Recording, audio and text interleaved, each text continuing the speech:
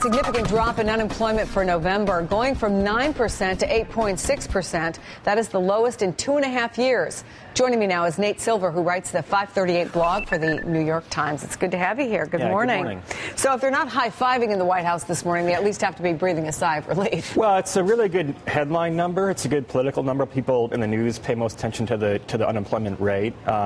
The actual report itself was more mixed. You look at the payrolls number, which is the number of new jobs created, and it was only about average, 120,000. You probably need more than that in the long run to really catch up with all the jobs we lost. But there's no doubt that going into, a long weekend, it's a good number for the White House to sell politically. Yeah, and as he goes to talk a little later on this morning when he's with Bill Clinton, it certainly does give him something to talk about when he says, as he has been saying all along, we're moving here in the right direction. Well, that's the question: is can next year he make an argument that things are getting better? Historically, Reagan, for instance, had still pretty high unemployment in '84, but because he was knocking a couple of percentage points off that unemployment rate every month, he won in a landslide. Can make a very persuasive case.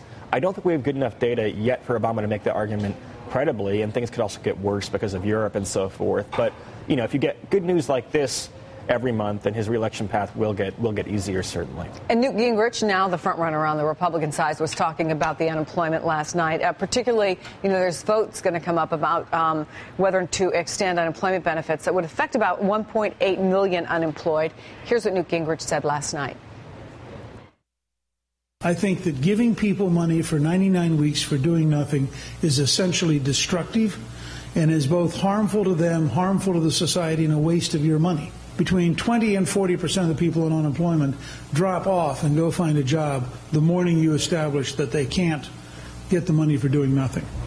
Well, that's an interesting statement. I don't know if it's provable, but what does it gain him politically?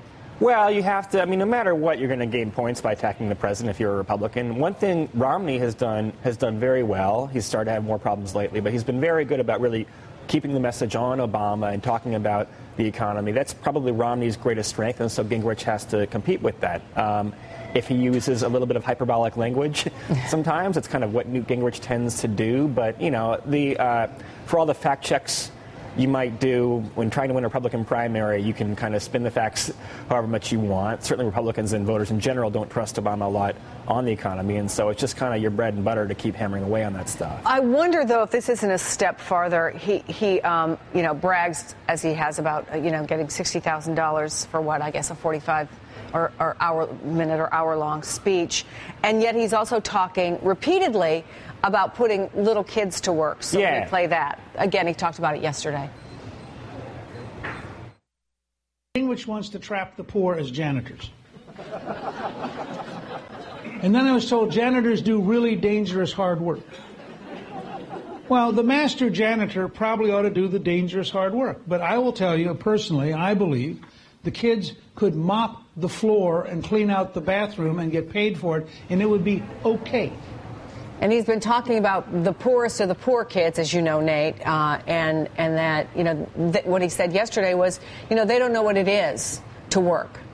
And so we need to teach them that. Yeah, I think Gingrich has to be a little bit careful. One disadvantage for Romney is that he's perceived as being quite wealthy, right? And Republicans are certainly happy to have people in the private sector do very well for themselves. But, it is a time when there's a little bit more mentality about, the working class and the struggles they've had. And I think Gingrich would do better not to at least denigrate. Well, this is really where the White House sees an opening. Sure. Don't you hear when you talk about the extension of the payroll tax cut, which, by the way, did not get through the Senate last night? The White House sees that they really can present themselves as the party of the people. That's what their campaign is going to have to be if they can't sell this economic message. They're going to have to do some of what the GOP would call class warfare. What Obama would say is looking out for the middle class. But, that probably is a vulnerability for Romney. It probably is a vulnerability for the Republican Party as a whole. And so, but, it's going to be a lot easier against someone like Gingrich, who is very undisciplined in how he goes about doing this. Romney has had a very good message for the general election. Again, if I were Republican, I would think that was a strength